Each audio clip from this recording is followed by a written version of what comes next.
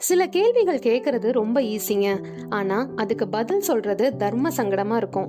Better அந்த மாதிரி கேள்விகள் கேட்காமயே இருக்கலாம். எந்த மாதிரி கேள்விகள்னு இந்த பதிவுல பார்க்கலாம்.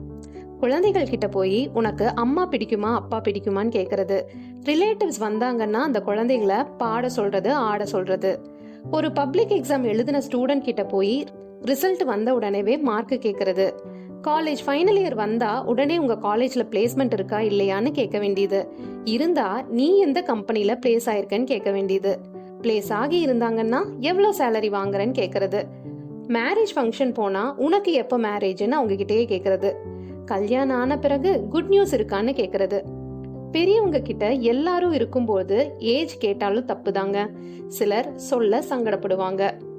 பாக்குறவங்கள நல்லா இருக்கீங்களான்னு கேட்டா பரவாயில்ல, நீ ரொம்ப இழைச்சு போயிட்ட, குண்டாயிட்ட, சுகர் வந்துருச்சா, பிரஷர் வந்துருச்சா, இது எல்லாமே தவிர்க்கப்பட வேண்டிய கேள்விகள் தாங்க. ஏதாவது ஃபங்க்ஷன் போறீங்க அப்படின்னா, ஒரு புண்ணியாஜனைக்கோ ஒரு கல்யாணத்துக்கோ போனீங்கன்னா அவங்க கிட்ட எவ்வளோ செலவாச்சுன்னு கேட்காதீங்க.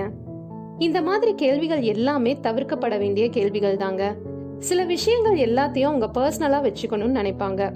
நீங்க எந்த மாதிரி கேள்விகள்னால சங்கடம் ஆனீங்கன்னு எனக்கு கமெண்ட்ஸ்ல சொல்லுங்க. இது என் உலகம். நான் உங்கள் நித்யா பாலசுப்ரமணியம்.